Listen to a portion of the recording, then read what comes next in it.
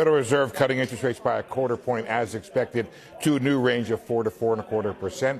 New Fed governor and former CEO, current CEA chair, Stephen Miron dissenting in favor of 50 basis point cut. The median Fed official looking for 2 more rate cuts this year, but just barely. I'll get you details on that in a second.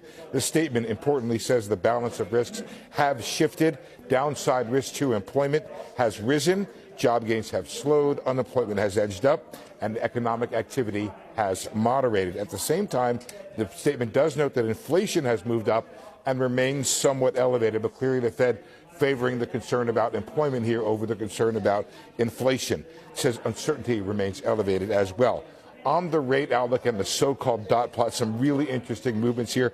As I said, the median Fed official forecasting 2 more rate cuts this year, but just barely. There was massive disagreements among officials on the rate outlook for 2025. Very unusual with just 2 more meetings remaining. Let me give you the data here. One official doesn't want to cut at all. There was no other dissent in favor of not cutting today, but one wrote down the current rate or the previous rate as their dot. 6 want no more cuts after this one. 9 want 2 more cuts. And one official, I guess we can guess who it is, wants 5 more quarter-point cuts this year, or 125 basis points, to bring in the Fed funds rate down below the median neutral rate. Quarter percentage point cut as expected, but Fed officials also see 2 more cuts this year in October and December, according to the new dot plot. There was one dissent, and that is from Stephen Miron, the Trump representative on the board, who wanted no cuts this time. He wanted rather 2 cuts this time, 50 basis points. Next year, the committee sees only 1 cut so far, but the dispersion is very wide. And the very bottom dot for next year is at 2.75%, suggesting once again that is Stephen Miron.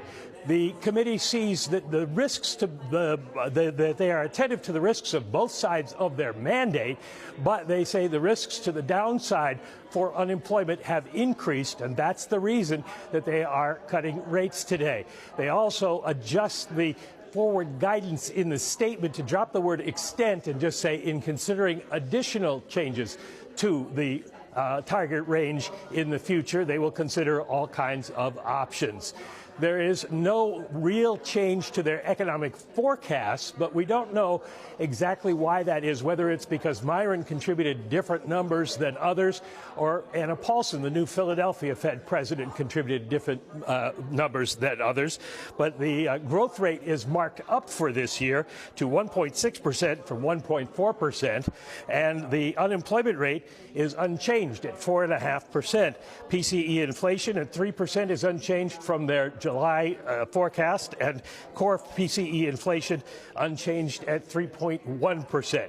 There's no change overall to the balance sheet. And once again, there was one dissent, Stephen Miron, the new member of the board from the Trump administration. The rest of the board, including Mickey Bowman and Chris Waller, satisfied with moving the rate down to the range of 4 to 4.25%.